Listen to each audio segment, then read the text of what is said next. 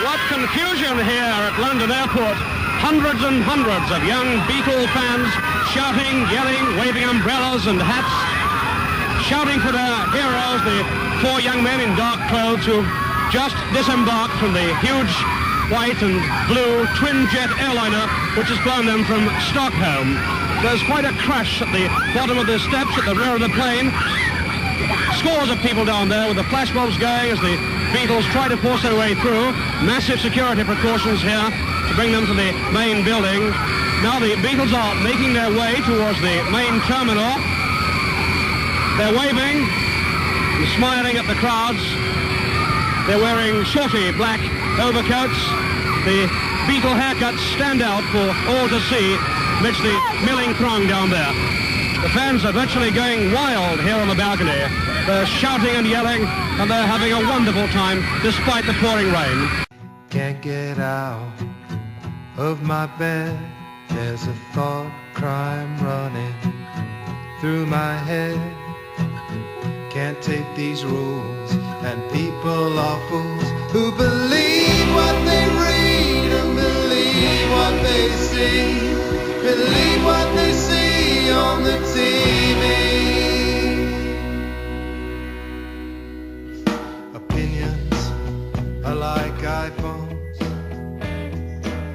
Hello, welcome to episode 11 of Glass Onion on John Lennon, and this episode is called John Lennon in 1964. But what you actually heard just then was a clip from October the 31st, 1963, which, as well as being Halloween, was actually my mother's 16th birthday as well. Hello, Mum, as ever.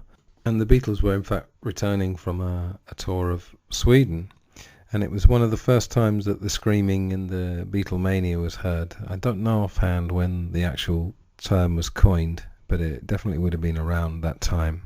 Of course, that's a couple of months before the year that we're going to talk about, but it did serve as an interesting prelude because any self-respecting Beatles fan will know Ed Sullivan was at the airport at exactly the same time. He'd actually gone on a talent scouting trip to Europe, and he was just changing planes at London to go back to the States.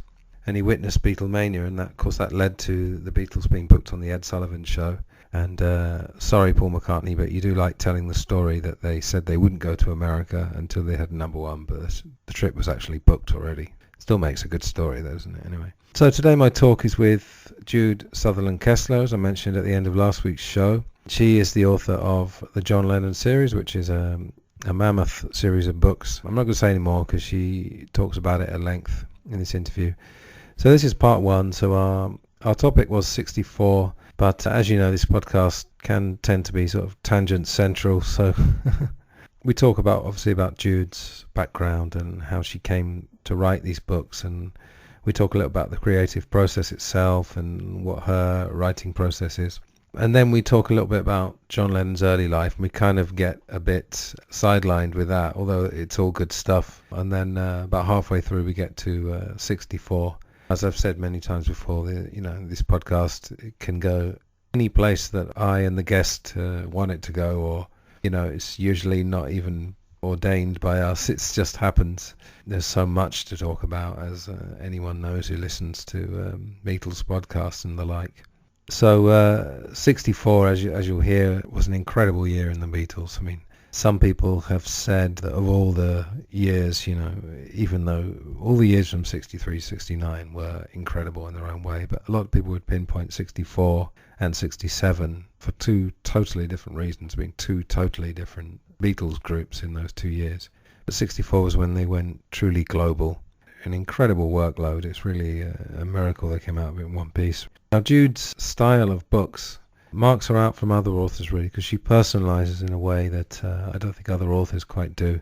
And she says during our interview, you're there. I think that's what she's trying to get. She's trying to get the reader into the room with John Lennon and his mother, and with Paul and with the other Beatles, and all the things that went on in his incredibly eventful life. And Jude also lets slip another motivation that she might have for her books, which relates to children, and how she can identify with John as a little boy. And that was a very interesting part of the interview. Okay, so we're going to go straight to my first part of my interview with Jude Southerland Kessler. It was another monster that's going to be split into two parts. And I'll be back at the other end with a few words before I sign off. So enjoy. Hi Jude, how are you? I am doing great, Antony. Thank you so much for having me on your show. I actually wrote to my agent, Nicole Michael at 910 Public Relations, and asked her if it would be possible to do your show. I am so honored to be here. Thank you very, very much. Oh, stop it. You're going to embarrass me now. Yeah, I was going to give a shout out to Nicole Michael, your PR agent. She is, and she is wonderful. So I really appreciate. I was checking different Beatles shows, and there's a site that's the best podcast of 2019. And I want to tell you, I hope you know you're right up there. Really? Yes. Honestly? Yes. Type it in after we finish here. Put Best Beatles Podcast 2019, and there you are. Who decided that, though? Who I don't know, but good for them, right? I hope it wasn't one of my friends. No, I mean, it was like something about the Beatles, you know, that great Robert Rodriguez program, and BC the Beatles with Alison Boron and Erica White. Wow, I'm really shocked. I never heard of that at all. I'm not on iTunes yet, and I started getting my website together, but I'm just so busy. I've got 2 or 3 other things apart from teaching English, and I just haven't got it together yet. So obviously when I get on iTunes and everything, that will help as well. Yeah, you're right. It's well worth it when you do that. It is. Do you have any trouble with using sound clips, or can you use music clips? Oh, no, absolutely not. I was going to say, No. And we were, the last interview that we did on She Said, our podcast, we had Elliot Easton, the lead guitarist for the Cars. He gave us permission to play his songs because he wanted to demonstrate how much the Beatles had influenced his work. He was sitting in his house with his guitar. We'd play a clip. Then he'd pick up his guitar and say, now let me tell you what I did with that. And he would show how he transformed it into a Cars song. So it was crucial to have the music. They wouldn't let us use it. We had his permission. Weirdly enough, a few years ago, I did like it wasn't really a podcast because I didn't know what podcasts were, but I did an audio like presentation about the Beatles. And I did a cover of I'm Only Sleeping. Right. I didn't use theirs. And I put it on YouTube, and within a minute, it had been taken down. Yeah, which is strange because they do have people that are teaching lessons on how to play I'm Only Sleeping, or I'm Looking Through You, or whatever. And they're on there. But no, they're very, very, very picky about it. In the first book, I wanted to have the Beatles in the Cavern Club singing one of their early songs, and I was going to use the lyrics. So I wrote and asked permission to use the lyrics. They made me send the page before the lyrics, the page after the lyrics, and they wrote back and said, absolutely not, you can't have permission. And I said, okay, well, can I do the 10% rule and just use 10%? And they said, if you use 10%, we'll sue you. Wow. Yeah. Yeah, I was thinking 30 seconds might be the limit or something. We had 30 seconds. That's what we were using, and they made us take it off. So anyway, I get it. The artist has created something. It is valuable. They want royalties. They don't want everybody using it without giving the artist their due. So I get it. It's just, disappointing when the artist says, yes, you can use it. Yeah. And then they won't let you use it. Yeah, so. but the artists can't use their own stuff. That's where it's really getting tricky. I know, really. Yeah. I've been making notes the last few days, and Nicole sent me the PDF of your latest book. 780 pages and an incredible 2,976 footnotes. Is that some kind of world record? That's got to be. It must be. I think amazing. I'm the footnote queen of necessity, because you and I were talking about that a little bit yesterday. When the first book came out, should have been there.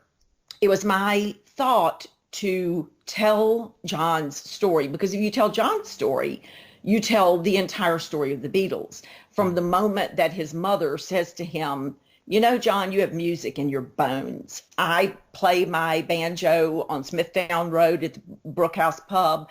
Your dad used to stand on those transport ships in front of the whole wardroom full of sailors and people being transported to the front in World War II. And he would sing When They Begin the Begin, and people were just taken to a different place. They were transported away from the war because of his beautiful voice. You've got it in your bones. You need to form a band. So from that inceptual moment all the way through to the end, you've got the entire Beatles story, and you've got it from the eyes of someone who formed it as a way to assuage his pain. You know, one tragedy after another, things that would have stopped most people dead in their tracks.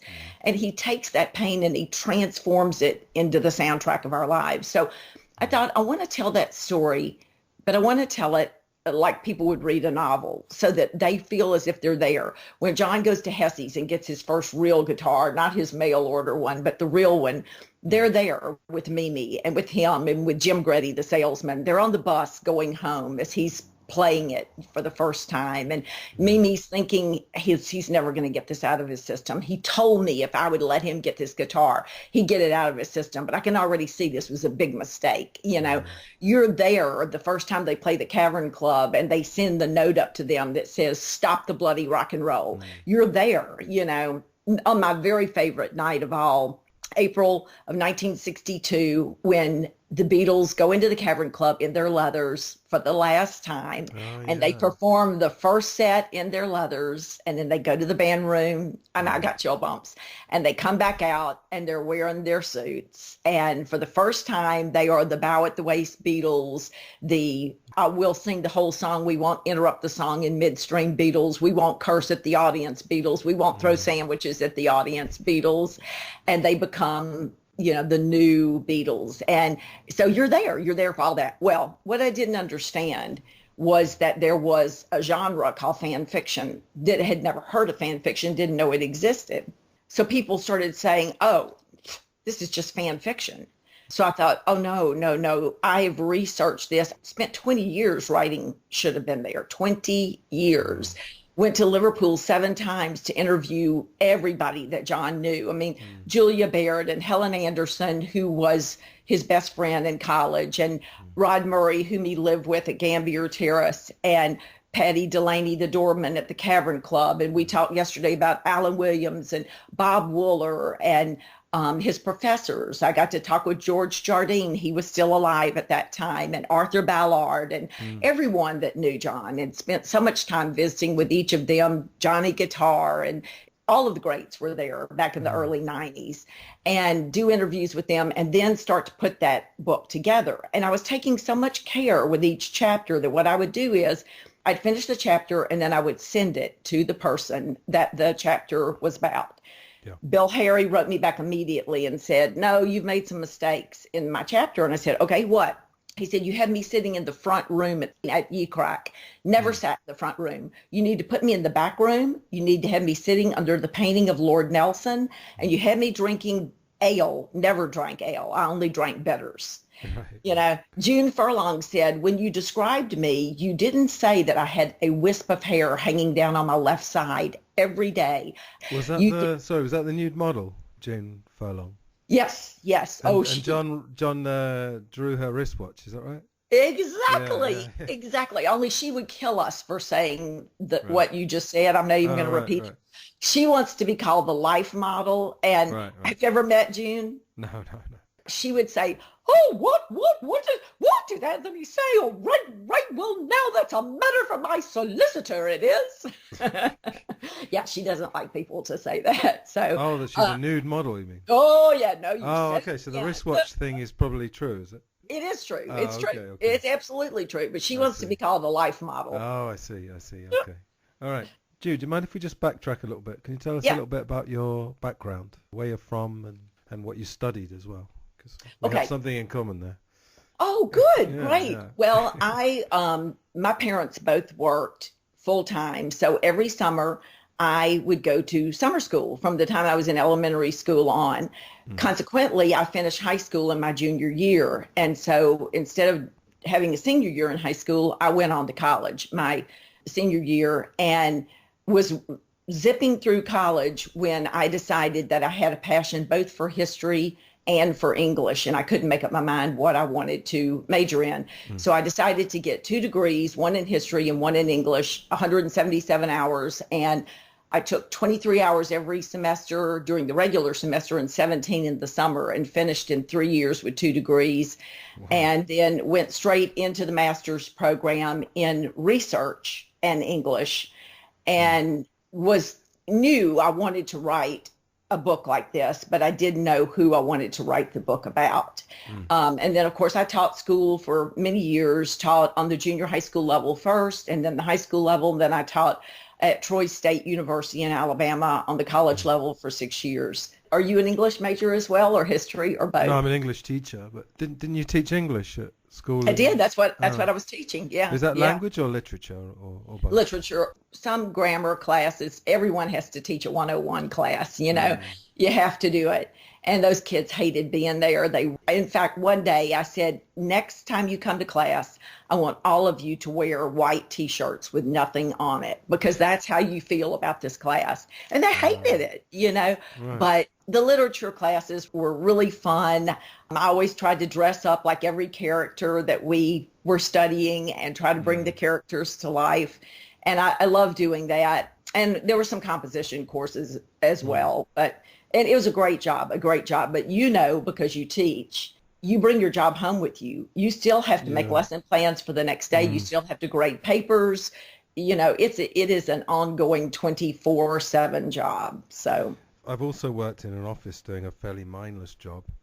And I'm much happier doing what I'm doing now. Yeah. What I like about my job is actually being able to incorporate other things into it, because I'm teaching English to foreigners, basically, and I've been doing that for 16 years. Did you ever incorporate the Beatles into any of your classes? Oh, absolutely. Oh, yeah. You know, I thought you might have done. Yeah. We would talk about, when we got to poetry, we would talk about the fact that most people think that a poem is a stronger version of a song, that a song is a crippled poem that leans on music for support. That's where it gets its crutches. You know, it's been sidelined, but it uses that music as the crutch to carry it where it needs to go. Not so with the Beatles. You know, many of their lyrics you take across the universe, that needs no music. It could stand on its own. Simon and Garfunkel were another great example. I mean, you look at Sounds of Silence and The Boxer and so many of their songs, same thing. But the Beatles' lyrics were strong in and of themselves, and we used to talk about that too. Yeah, I mean, I'm a big fan of Simon and Garfunkel as well. Yeah. Totally with you on that. Where exactly did you grow up? Because I must say, for a boy from the English suburbs, I do love your southern accent. I've never got... Oh, sorry. That accent just will not go away. I love the South, and I love the weather, and I love LSU football, and I love Louisiana. We're a very strange state. We're a unique state. We don't have counties. We have parishes. We are not under English law like the rest of the United States. We are under French law. With many cities in Louisiana still speak French. I mean, they really are French-based. And we have Mardi Gras, and we have crawfish boils, and it's a fun, wonderful, and unique state. But when you go on radio and I hear myself say, I have an expanded biography. I'm like, oh, gosh, that sounds terrible. I much prefer your accent. Much. Oh, really? So you're in the South now. Are you still based there, or have you? Yes. We're in Louisiana. We came back 3 years ago. My husband came back to run the Small Business Development Center. He was the state director for small business development here in Louisiana. And it was a great timing, because when we moved back, my parents were both in their 90s. And I was able to enjoy 1 year with my mom before she passed. We got to see her every week, and that was wonderful. And then we had the care of my dad for 3 years until he passed. So it was perfect timing, and, love being in Louisiana. Now we are at the point where we're thinking about where we want to spend the rest of our lives and trying to make some decisions. And my favorite place that I've ever lived, we have moved 32 times in 40 years, 32 times. And my favorite place was Morrisville, Pennsylvania. It was home. And I would just very much like to move back. So we're thinking about that. Excellent. Okay. So what we're going to do is we're obviously going to look at 1964. I do have a lot of the chronology of the year here, but really I don't want to get too stuck in dates. So I'm going to pick out a few things that I've noticed from your book, and then get you to elaborate on those, if that's okay. Yeah. But what year did you actually start the John Lennon series? And I'm wondering, how do you start with something like that? Your books are so big, and it's such a mind-bogglingly big project. So what year did you start, and what was I started... Sorry, go on. Let's see, 33 years ago this year. And I Antony, I had no idea it was going to be like this. I thought I was going to write one book. That was it, just one book on the life of John Lennon. And when I got to 1961 and already had close to 1,000 pages, I thought, oh, this isn't going to work. I'm going to have to break this into 3 books. Yeah. So then I wrote the second book, Shivering Inside, which is 1961-63. And there was another 750 pages. I was like, the 3-book thing isn't going to work either. And so my dear friend Adam Forrest, who runs Beatles News, said, well, the logical thing is to do 9 books for John's number 9. Divided into 9 books.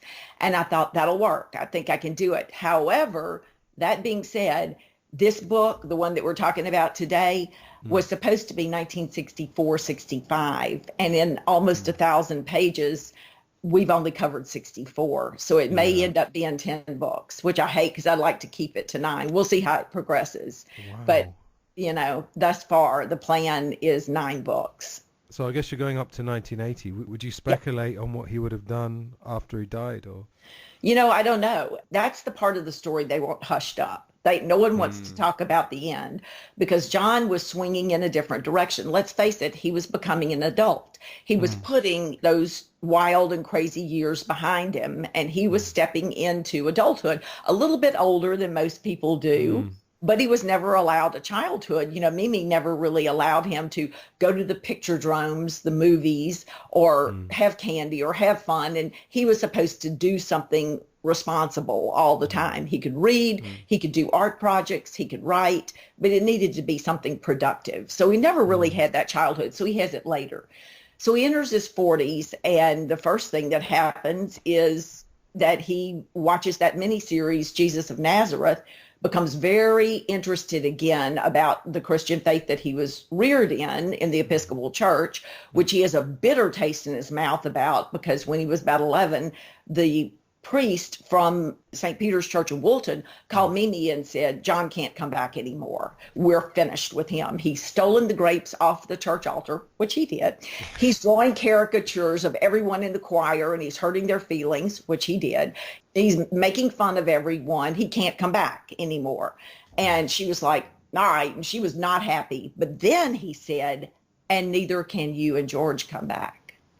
You have to find another church. That crushed John because he knew he deserved it. He had been being bad, but why was his aunt and uncle? Why were they being punished? And it really broke his heart at 11 to think that he had them kicked out of the church as well. Well, you couple that with all of the tragedies that he encounters in the next few years, and he's like mad at God. But in those last 6 months of his life, he watches this TV show. His interest is rekindled. He's been searching for faith. He's been searching for some kind of belief. And he starts meeting with missionaries who answer questions for him. And one of them says to him, John Lennon, you got all the money in the world. Why don't you call Billy Graham and go see him? Which he does. Of course, that very famous picture of John in his New York shirt, he has his cross back on again. He's been going to church. And people don't like that story. They don't want to know that story. They don't want that John. Fred Seaman tells us in the last years of John Lennon that John was swinging more conservative.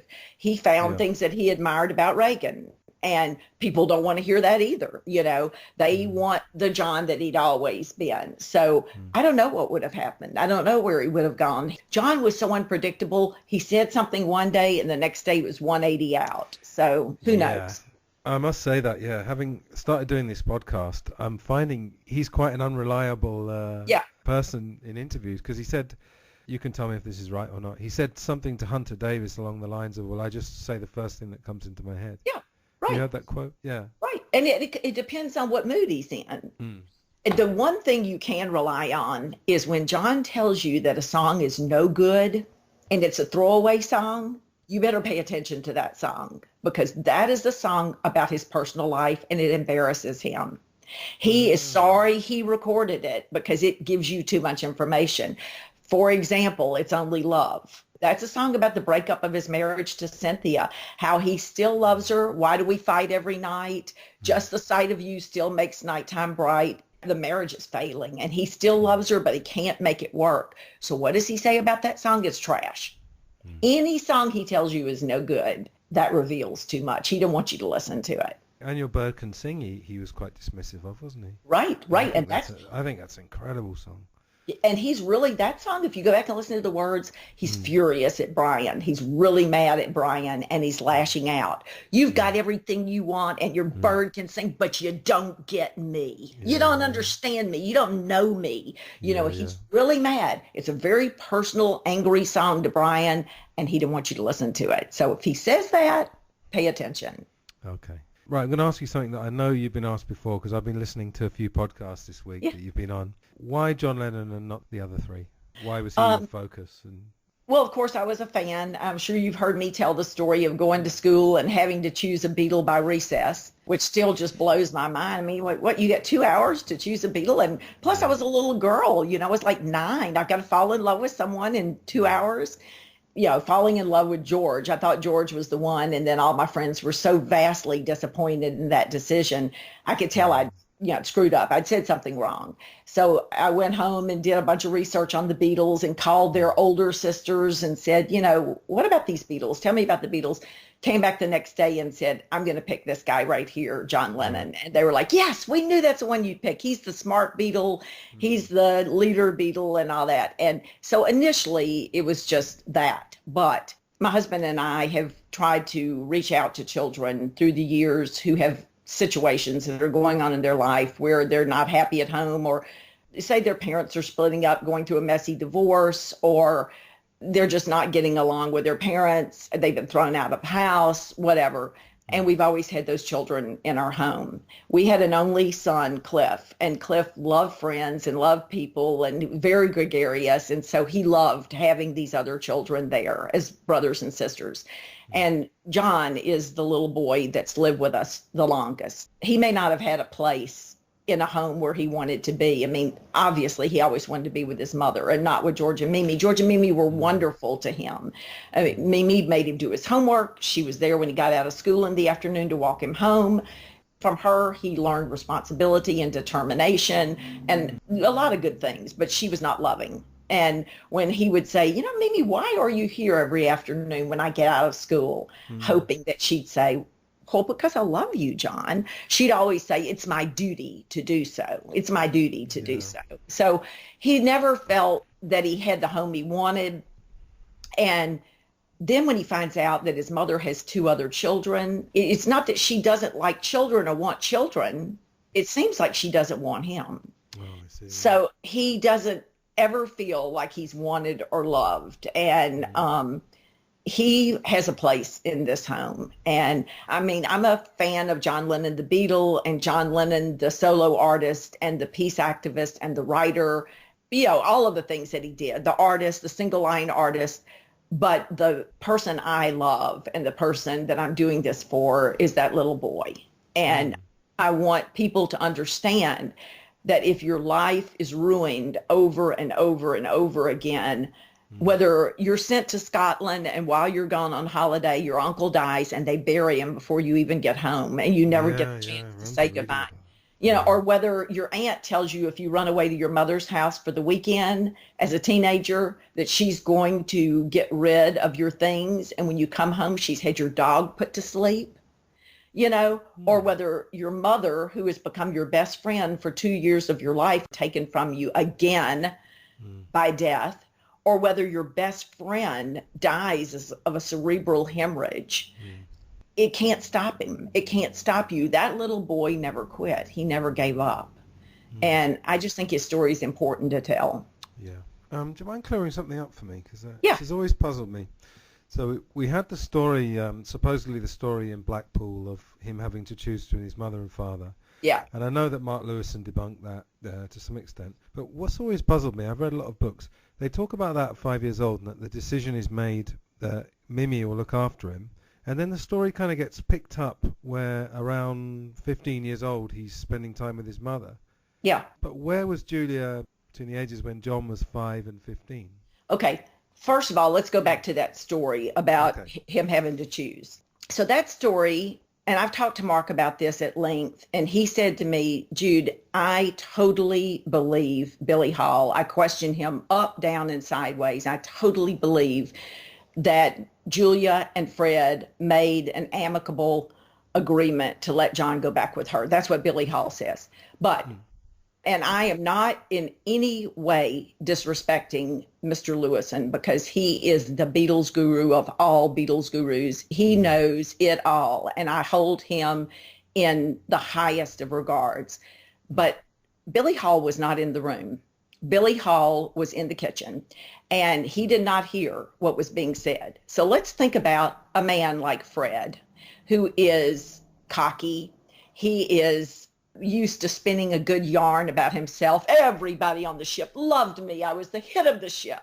Yeah. And he thinks he's something. You know, Fred is a cocky guy. They say he was, 5'3", 5'2". He had rickets as a child. His legs were stunted, and he had a limp, and he had missing teeth, and he has all these things. He thinks he's the dandy. Not only does he think he's the dandy, but he has a young, good-looking wife at some point. You know, in the 60s, Pauline comes along. So he's a cocky guy. So Fred goes into the kitchen after Julia and John have left. And what is he going to say to Billy Hall? John left without me. My life has been destroyed. I'm, bereft.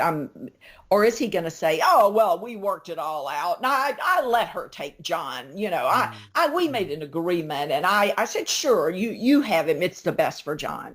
So we are relying on the word of a man that wasn't even in the room. Now, what did John say about it? All of John's life, the person who was in the room, he says they put me between them and they made me choose.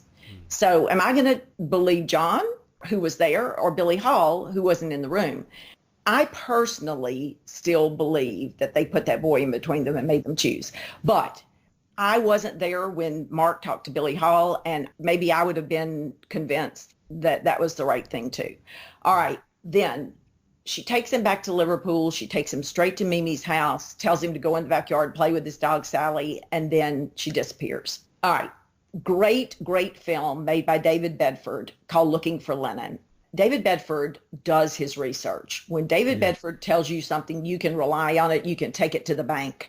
And the same thing with Mark Lewison. You can take it to the bank. So he says that Pop Stanley, Julia and Mimi's father, said enough of this running around. Fred was gone. She wasn't living with Fred. She was dating other people. So not only had that occurred, but she had this second child by, according to the old legend, it was, Taffy Williams. But now we're beginning to find it probably might not have been. He might have been the one blamed, but he really wasn't the father. We don't know. That's still evolving. But still, there was another child. And then now she's with John Dykins, and Pop Stanley steps in and says, no, John is going to go live in a stable home. He is going to go live with Mimi and George. And Mimi's been pushing this agenda for a long time. She wants him. So finally she gets her father behind her, and Julia relinquishes the child and lets him go live with Mimi. Where does she go? 1.5 miles away. 1 Blomfield Road. She's a hop, skip, and a jump away. Does she never see John? No, she sees him. She comes over occasionally. He knows that's his mother. And one of the scenes in Should Have Been There was the day that he has to have a costume for a pageant the next day. And Julia tells Mimi, I'll come help him with his costume. It's an Indian costume, and I'll come help him sew it. And I don't know if they were learning about American Thanksgiving or what, but he had that costume of an American Indian. So she comes over. Instead of making the costume and helping him, Pete Shotton is over there with him. She paints their faces. She gets brown and gravy and paints their faces like Indians. And they're running around the house whooping and having a great old time. Doesn't make the costume. Mimi has to stay up all night making it. So she's in and out of his life, but kind of like a big sister, not a mother. Mimi definitely functions in the role of mother. And then when Uncle George passes away and John starts laughing and can't stop. I mean, he's hysterical. They call her and say, you need to get over here. And she comes and knocks on his door and sits down with him on the bed and says, listen, you're going to have a best friend. It's going to be me. I'm going to be there for you as George was. I'm the new George. And so they start hanging around together and become best friends. And of course, she leads him down some paths that Mimi was just furious about, because she encourages him to skip school and to hang out with her and drink ginger beer and eat cakes and listen to rock and roll. And he adores her. And she's the inspiration for his creative side, where Mimi is the determined side. But yeah, she's been there the whole time, just in and out of his life like a big sister. Yeah, I hope this isn't a silly question, but was he aware at all times that she was his mother? Oh yeah. Even at 5 years old. Oh yeah. I was just wondering. Oh yeah, he full well knew it, and that's the tragedy of it all. Because when he is in bed at night singing himself to sleep, he would sing little lullabies to sing himself to sleep. After George would leave the room, George would put him to bed and would tuck a barley sweet under his pillow and, tell him good night and everything. And then you see him sitting there singing to himself and thinking, why didn't she want me? Why did she leave me here? Was I bad? He sings it the rest of his life. I'll be a good boy. I'm sorry. He says I'm sorry in his songs more than anyone that I know, apologizes over and over and over. He thinks it's his fault. All children think it's their fault. People go through a divorce. What do the kids think? It's my fault. I caused it. That's the hole in his heart that's never filled. He goes through the rest of his life wailing at the microphones of the world for Julia. Here I stand, head in hand, turn my face to the wall. If she's gone, I can't go on.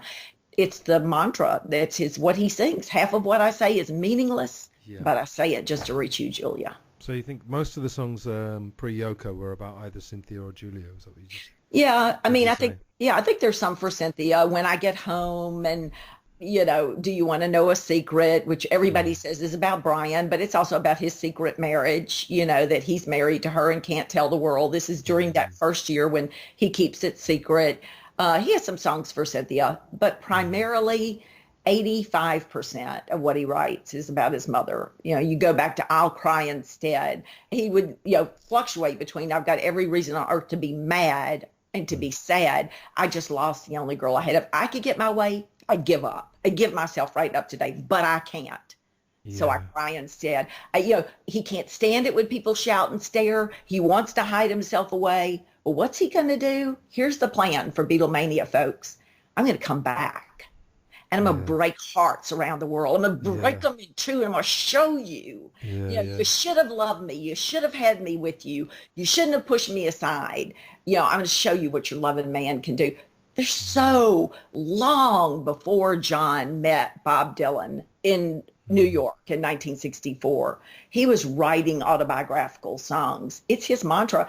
I'm sure you've read Samuel Taylor Coleridge's Ancient Mariner, how the Ancient Mariner grabbed people by the arm and he would look at them with his stare and he would tell them the story of what had happened to him. That was John. John was constantly grabbing you by the arm and telling you his story. And his story was, nobody loved me. It's not loving that I'm expert in. Nobody wanted me. If I fell in love with you, if I fall in love with you, will you promise to be true and help me understand? Because I've been in love before, and I found that, he tells you over and over, nobody wanted me, nobody loved me, my heart's broken, I'm a loser, I'm a nowhere man. It's his mantra. Yeah, wow, amazing. I've never heard such insights as that. Okay, so let's go to 1964. We're actually going to go through the songs a bit later. We probably won't go through every single one, but if there's any you want to pick out, that's fine. So let's just think about the outset of 1964. So Beatles are number one, inevitably, with I Want to Hold Your Hand. By the way, I'm going to have to do this in a kind of British-centric way because I don't know so much about the American albums or singles. Right. Yeah, so they're number one with I Want to Hold Your Hand and with the Beatles. What do you think his state of mind was at that particular moment? So the outset of 64. Oh, I love January and February of 1964. Elated, over the moon. Can't believe that they've hit number one in America. The myth is that Brian wasn't going to bring them to America until they'd had a number one. But let's face it, the trip had been scheduled since November of 1960. Yeah, we know that. Yeah. So he was going to bring them there, but it is perfect timing.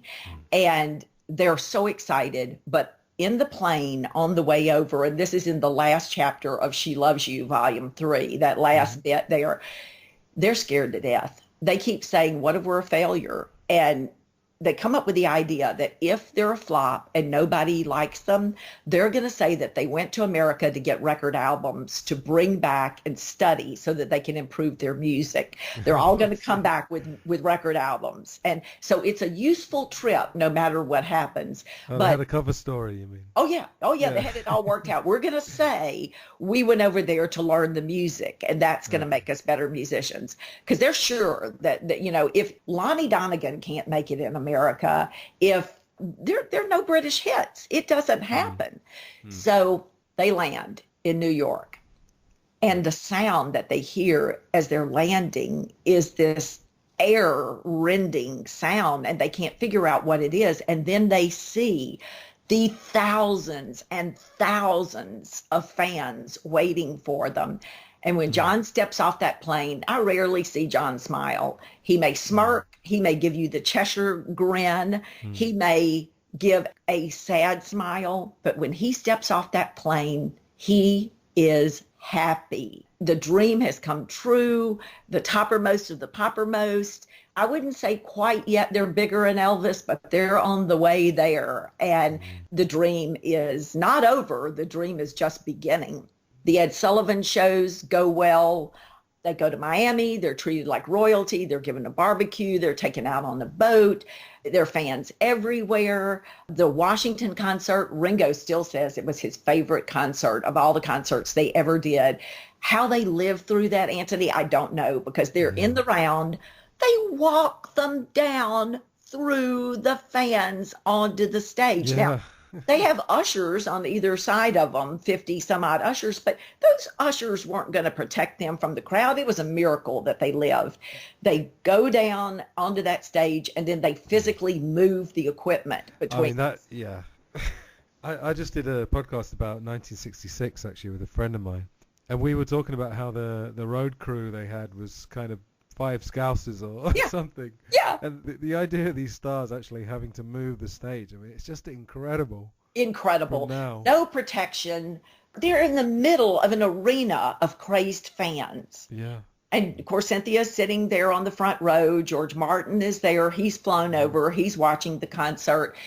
It was a death trap, really. But the fans, scream and they throw things, jelly babies, which, were horrible. But they don't rush the stage, thank God. And Ringo is having the time of his life. He is drumming so hard and his hair is flying. Yeah. They're having a wonderful, wonderful time. And then to do Carnegie Hall, 2 shows at Carnegie Hall, to do something no one has ever done, perform rock and roll in Carnegie Hall and sell out.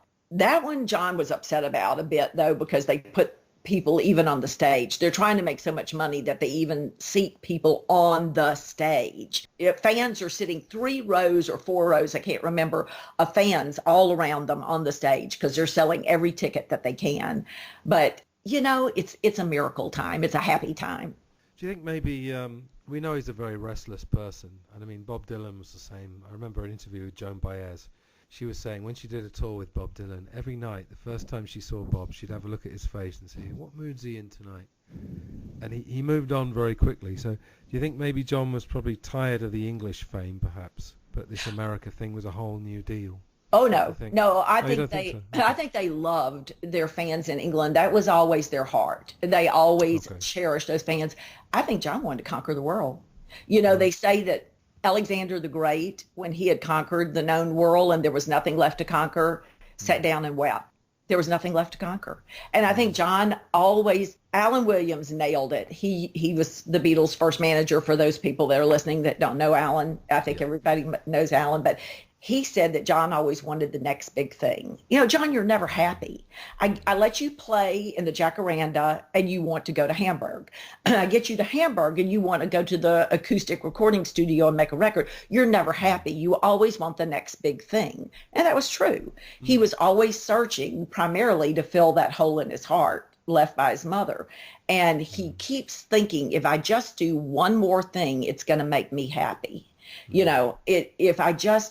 if I become as big as Elvis, I'm going to be happy. If I conquer America, I'm going to be happy. If I conquer Australia, I'm going to be happy. If we play Hong Kong, I'm going to be happy. But it's always just beyond his reach. And, you know, the Maharishi, drugs, power, fame, none of it works. It's always elusive for him. But yeah, I think he loved the British fans. I think they all cherished their British fans. They just wanted everything. They wanted the world. I think that restlessness actually goes away with age. One of the good things about age, I mean, I'm 43 now, and I have a fairly sharp memory, and I can kind of remember my mindset at different times in my life. And definitely age is good for that. Wouldn't you agree? I mean, it's just a natural process. I think it's a personality thing too, because I think some people are more satisfied than others. My father was very happy with whatever came along in life. My mother at age 92 was still, after she retired at 65, she took a second job and ran a museum in Louisiana. And then she took on a historical director's position for 31 years. She was redecorating her house when she died at 92, completely redecorating. Some people are satisfied and others are never. They keep reaching, you know. And I think it has a lot to do with your childhood. If you are happy, if you are, you know, for John, he was never going to be satisfied. He was always going to be looking for something more. Yeah, I think there's actually a TED Talk. I'm sure you've heard some TED Talks before. Yeah. And one guy said the secret to happiness is low expectations. Yeah. And he meant it slightly dryly and ironically, but you kind of know what he means.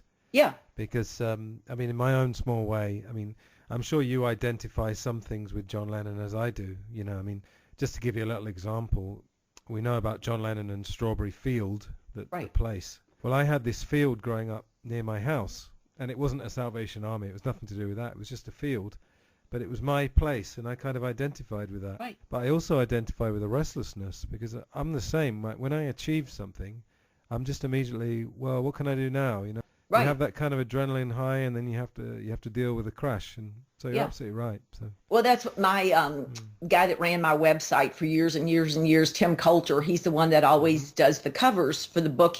My husband does the artwork, and then he makes sure that everything is on the cover just right, and he does the cover design. He said, when you finish one of these books, I know what happens. You stand up out of your chair and you go, woo! And then you sit down and start typing on the next book. Yeah. So, you know, for me, I'm always pushing toward the next goal. And I think that is the secret of long life. Always keep reaching for a new goal. You're always young. You're always reaching, you know. Yeah, actually I have another technique. What I do is I set myself a ridiculous schedule. Yeah. But then I kind of do it in a calm way, and I say to myself, don't worry if you don't reach it. If you go for a ridiculous target, you know you're going to produce a certain amount. Right. So that, I guess everybody has their different way of doing it. So They do. That would stress me out, because I can only write down what I think I can do in one day. Right, and I make it a hard list where many times at 9 o'clock at night, I'm still working on it. I haven't stopped from, you know, but if I don't get it all accomplished, then my chest hurts. Right. You know, so I couldn't have that. And my husband is like you. He makes the list with all the stuff on it. And he recently retired just this week, as a matter of fact. Mm-hmm. We're still learning the ins and outs of working together. He wants to make the list with everything on it. I'm like, oh, no. I can't do that. I can't not accomplish my goals. So I think, you know, it's a personal thing. Well, I've tried various things, so I haven't always done that. But another technique here is actually what you're saying. On a given day, I give myself manageable tasks. Yes.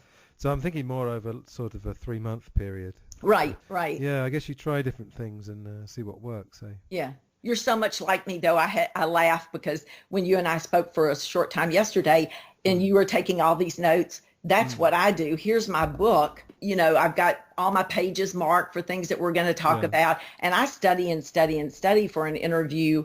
And we're the same spirit. We don't like to not be prepared. So yeah, but having said that, I've realized that I'm not going to get through these in any kind of order. So I'm just going to let our conversation go. We can do another one.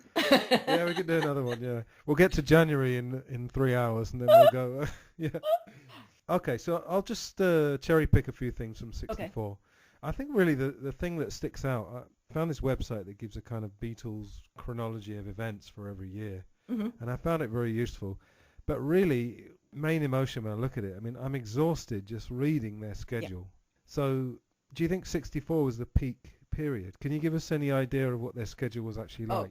Absolutely. It is. It's the year, because 65 is just a duplicate. They're going to do the exact same thing over again. So 64 is the template. It is the year of Beatlemania. Okay, so they come back to England at the end of February. I think it was February 22nd or something like that when they come back. Very good. Yeah, it was. Yeah, and they're going to start on March the 2nd to make A Hard Day's Night. So they've got just a few days to unwind and get ready. And their schedule for Hard Day's Night is totally averse to everything the Beatles have ever believed in or wanted to do, because they have to get up around 5:30 in the morning to have a car pick them up at 6, because they've got to get to the studio for hair and makeup, because promptly at 8 a.m. they begin filming and they've got to be ready. In the car, they're studying their lines for the day as they're driving in, because they're not learning them ahead of time. They're learning only the part they have for that day. They're studying through hair and makeup. They go on the set at 8 a.m. and they record until noon. At noon, the other actors take a break and go have lunch. The Beatles have reporters come in that do either radio show interviews or newspaper interviews. That's what they do over the lunch session. They record from 1 to 5. Sometimes it goes a little bit later. Then the actors go home and the Beatles go to TV studios to film either Thank Your Lucky Stars or Ready, Steady, Go, one of the TV shows they're doing, or they do other interviews and they work until 10 o'clock every night. Then the other Beatles go home, John goes home, and Tom Mashler with Jonathan Cape Publishers is waiting for him at 10 o'clock. And from 10 until midnight, they work on John's book in his own right. They work on editing. They work on getting the manuscript ready. John is being tasked with doing the illustrations for it. And he works until midnight. Finally, no one is there. He unwinds with Cynthia for a while, has a cup of tea, goes to bed about 1:30, and is up at 5:30. And this goes on until the end of April. One of the things they do during that time is get their Variety Club award at lunch. Ed Sullivan flies over to interview them. They are busy. They are being interviewed all the time. There is no downtime. So they're doing the album as well. Oh, yeah. Absolutely. Absolutely. Yeah. So then that's over with. And Brian is so nervous because they haven't been in the public eye in a long time. So he gets some live concerts. They start doing throughout the summer these Sunday seaside sessions where they're appearing live every Sunday and they're doing performances. He tells them, look, I'm going to give you some days off. That's when John and George and Patty and Cynthia go to Droneland Castle in Ireland and spend that time. And of course, the press finds them almost immediately and they have to do a press conference, and they come up with an ingenious idea of pretending to have a sword fight. You know, they said, well, how are we going to get out of this? What are we going to do? So they see the suit of armor in the castle and they grab these swords and they're jumping and leaping. And of course, the photographers are taking great pictures. They're fighting and they're sword fighting. And then someone brings them a glass of wine out. They have some wine and they fight more and they chase each other into the castle. What they're doing is they're going out the back door of the castle and into a waiting car, and the car goes out the back way and takes them off to the cliffs of Moher. Meanwhile, the press are waiting for them to come back out again and finish the sword fight, and they're gone. But that is their one little break, and it's a short break. And then when they come back, they're working on the LP again, and then they head off for the first leg of their world tour, going over to Europe to do the first leg there. That's when Ringo collapses on the 3rd of June, and he has tonsillitis, and they take Jimmy Nicol with them, and George says he isn't going to go if Jimmy Nicol is going to go, that he's out because he thinks they're doing a Pete Best on Ringo and that they are trying to substitute Jimmy Nicol for Ringo, and he says he's not performing. But of course Brian says, you are performing. We've got a contract and you're going to Denmark and you're going to perform. And that was one of the episodes. It's the scariest, I think, in the Beatles' whole history, because the fans start getting on the stage. They come up and they start crowding the stage, and they're all around the Beatles. They're touching them. They're there. They're everywhere. And one by one, the Beatles walk off the stage and begin to disappear. And at one point, Jimmy Nicol looks around and he's the only one left on the stage drumming. They've all gone, but they're not after Jimmy. And so it's safe enough for him. But they go there. Then they come back for just a couple of days and they're off on the world tour. They're going to Hong Kong. They're going to Australia, to New Zealand. Adelaide, if I would suggest one chapter to read in the entire book, it's the day in Adelaide. 200,000 fans. They're in an open car, no barrier between them and the fans. And yet these Australian fans are so respectful, so loving. Yeah. They reach out, they hold babies out for the Beatles to touch. There are people up in trees waving at them. There are people waving British flags. It is the most welcoming, loving, warm day of the whole world tour. It's incredible. And of course, Ringo misses it. He's not there. And it just is a chill, bumpy, happy, loving day, probably one of the best of their career. But they come back. Ringo meets them in Australia. They reunite. Jimmy Nicol leaves. They finish the world tour. They come home just before the London premiere of A Hard Day's Night, where they're feted by royalty and they have this dinner and it's just a big deal. And then the scary, scary thing of having to return to Liverpool for the Northern premiere. They think that Liverpool is going to reject them. They think that Liverpool thinks they're too big for their britches, as we say in America. And too big for their boots. Too big for their boots. There we go. Too big for their boots. And they've left Liverpool behind and that no one's going to turn out for them. And they're going to be booed. And, Scousers can tell it like it is. And Paul has had a suit brought against him by an uncle of a young girl who claims that Paul got her pregnant. And there's a lot of bad feeling about it in the city. And they're scared. They're frankly scared all the way to Liverpool. They're terrified. But when they land at what is now John Lennon International, they see what looks like a gigantic snake for miles and miles and miles. What is that? What are we looking at? And of course, the lower they get, the more they can see. It's the fans, 8 deep, lining the road from the airport all the way into city center Liverpool. And all of their friends are there. Their teachers, like Dusty Durbin, Paul's teacher, is there. Pete Shotton is in the crowd. Everyone they know, all loving them, all still loyal, all still loving the Beatles. And they go to the Northern premiere. John's family is there. His sisters are there. I don't know if Mimi's there or not. One thing I do at the end of every chapter is I talk about the truth of events that are discussed in the chapter. Yeah, I saw, yeah. Mimi says she was there, but every other person who was there says she was not there. Julia says she wasn't there. Cynthia says she wasn't there. I mean, on and on and on and on. So I don't know. That's one of the things we'll never know. But anyway, he sees his family, and immediately they're whisked back to London that very night because they've got a recording session the next morning. They've got to start working on their next LP, which will be coming out after they get back from what's coming up on the 19th of August, which is the North American tour. Yeah. It's just crazy. It's crazy. Yeah. Yeah. We'll get to the North American tour in one second. If you don't mind, can we just backtrack a little bit? Yeah, sure. So the Variety Club luncheon was March the 19th. And of course, John famously said, thanks for the Purple Hearts, which was actually incredibly daring because Purple Hearts is amphetamines. Right. And it's also the medal that's given, is it in the American military? Yes.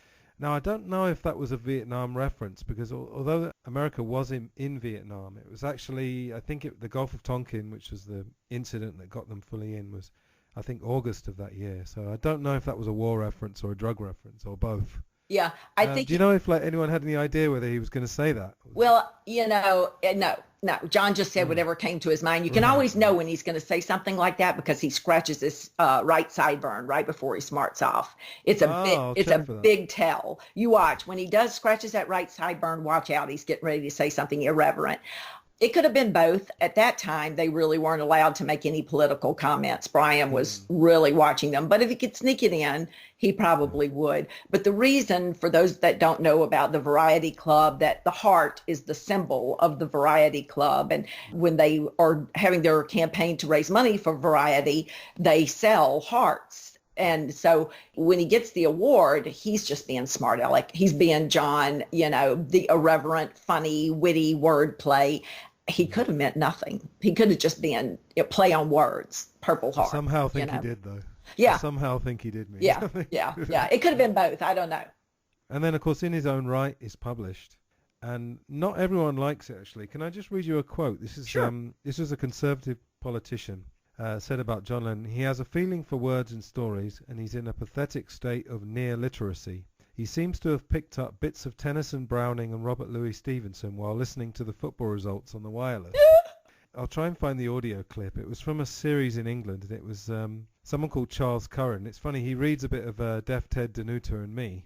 There's a reference to Burnley 2 and Aston Villa 3. Yeah. He starts reading football results. Yeah. His name is John Lennon, and he's one of the Beatles. I have never seen or heard the Beatles, but I have been very interested indeed to read a book by John Lennon, published in America, and I believe in this country. I would like to quote one of the poems. It is one that the Ministry of Education and Science might well distribute to every member of its staff concerned with the kind of children we are discussing. It is called Deaf Ted, Danuta, and Me. I will quote 3 verses from it. Never shall we partly stray, fast stirrup all we three, fight the battle mighty sword, Deaf Ted, Danuta, and Me. Thorg Billy Grows and Burnley 10 and Aston Villa 3, we clobber ever gallop, Deaf Ted, Danuta, and Me. So if you hear a wondrous sight, am blutter or at sea, remember whom the mighty say, Deaf Ted, Danuta, and Me. I quote that poem not because of its literary merit, but because one can see from it, as from other poems and stories in the book, 2 things about John Lennon. He has a feeling for words and storytelling, and he's in a state of pathetic near-literacy. He seems to have picked up bits of Tennyson, Browning, and Robert Louis Stevenson while listening with one ear to the football results on the wireless. And actually, I don't think that guy's too off the mark. I don't think John was in a pathetic state of near literacy, but this idea of just taking bits of literature and then having the TV, we know he used to have the TV on all the time, and taking bits of the football results, that's not actually a bad description, some of it, don't you think? Taking little bits of everything and putting them together. When they asked John, and again, see, he's going to say it's rubbish, and so that tells you to listen in, because it's very much autobiographical, the book, and it very much is about his life and the pain that he's endured and so forth. But what John is doing, John loves verbal leapfrog. He loves to take a word and change it just slightly so that if you read it and you don't say it out loud, you may not get the meaning. But if you read it out loud, immediately you'll know exactly what he's saying. It's a lyric to a song that plays in his head.